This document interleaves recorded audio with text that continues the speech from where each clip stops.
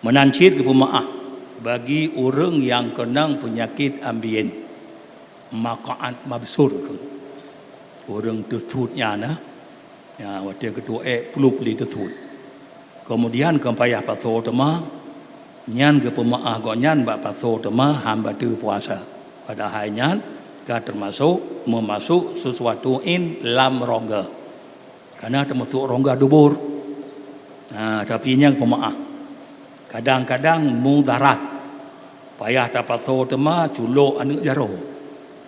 culok anu jaro ngangon dubur utau kada sutnya bila mudarat ge pemaah cit hamba tu puasa han tayang go nyan kembang tiga tu tu sut li kembang kena beda menyahang culok tema sakit maapi-apit ge pemaahnya baru puasa pemaah nya bila terdesak untuk culok tema payah culok anak jaro yang pemaaf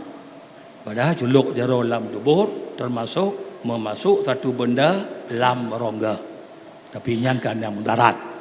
tapi bila hendak mudarat ge culok cing anak jaro nya batu puasa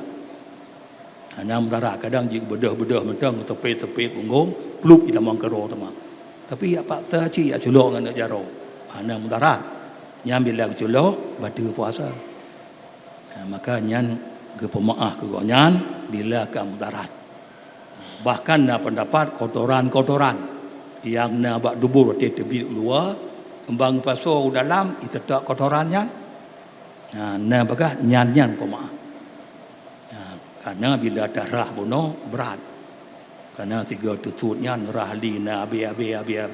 rah berat sakit pada tun man bak paso karena buru-buru putuh dum mengkemai sinan nyan pemaah padahal nyan termasuk